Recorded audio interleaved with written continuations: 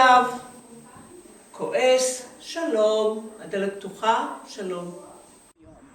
אנחנו שנינו במרחב ובזמן איכשהו חלק ממנו, ובכל זאת אנחנו שנינו העולם כולו.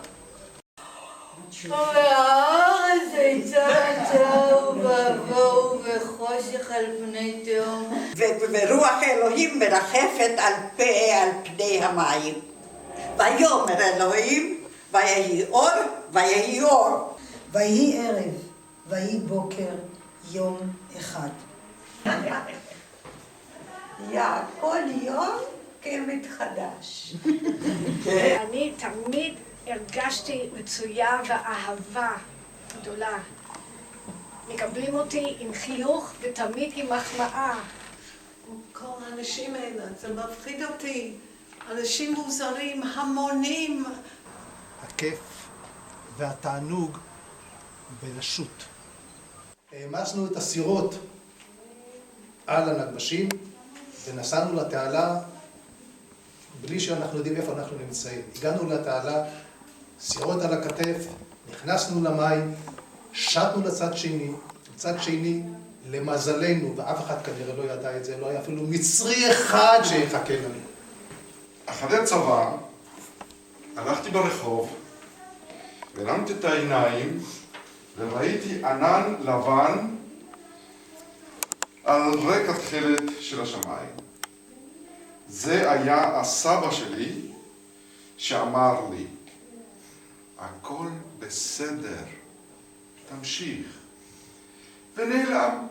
מה זה כל המילים האלה? כל כך הרבה מילים. מתי נעשה את האזכרה? כל כך שונה מהחיים הרגילים שלנו. טוב שהתאמצנו. פלוט מסטיק. זה טוב. אוי! מה קרה לך? בלעתי אותו. אני רוצה להגיד לך שאת מעוררת סקרנות. הרגע שבו החלטתי לצעוד במשך חודשיים. מה, באמת? נפלת? די, תרגי כבר. תהיי גיבורה, תתחילי ללכת.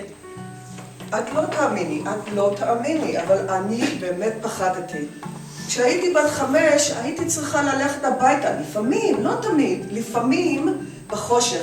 וזה היה נורא מפחיד. ילדה קטנה, בת 5, מפחדת ממה מסתתר איזה רוע מאחורי הסלע. זיכרון שהוא כאב ואהבה. אני אוהב את הכל. טוב, תני לי את העוף, אורז, ירקות, מרק. טוב שיש את החדר אוכל שאפשר לבוא, להתפרק.